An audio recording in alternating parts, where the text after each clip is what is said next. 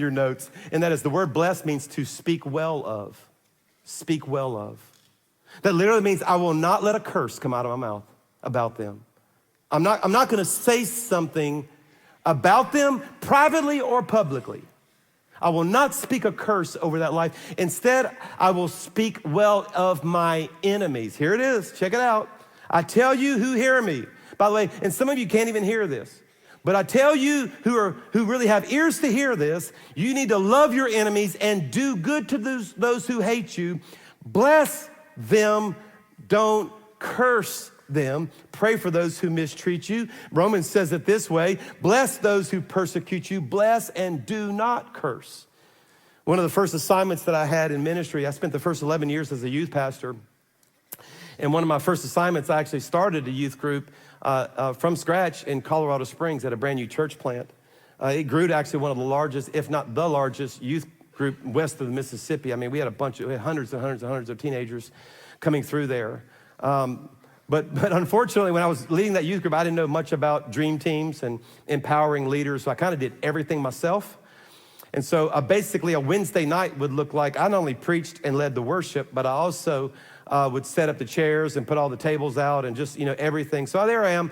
Every Wednesday, I'd have to show up a couple hours early to, put the chairs out and make sure everything was ready for the youth service.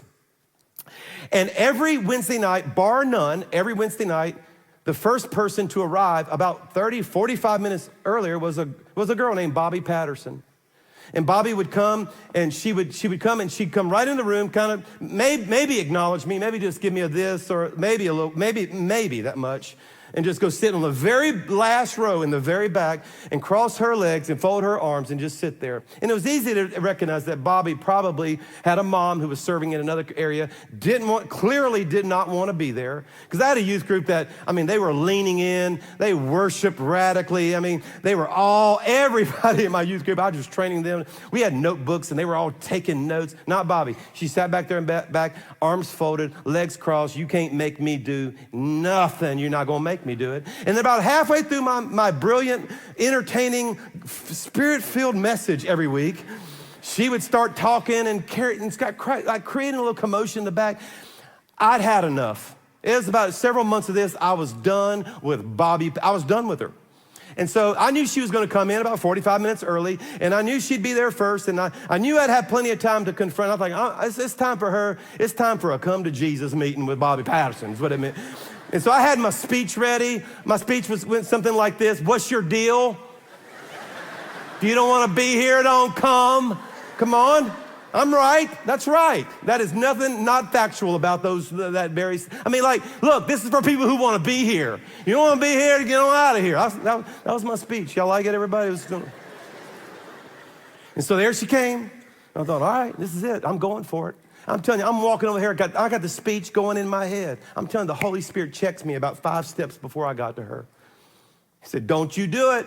I walked over there. I don't even know where this came from. I said, you know what I love about you? That was my first line. And I'm going in the back of my head, that's not the speech. That's not the speech. I said, you know what I love about you? She was shocked. She goes, you love me? I said, you know what I love about you? I said, you are the most consistent person in our youth group. That's all I could find good about her. I said, you're here every week and you're the first person here, and I want you to know it means a lot to me. And I walked away and thinking, that's not the speech. That night, she leaned in, took notes, gave her heart to Jesus, was never the same. That night, listen to me. That's what I want you to hear.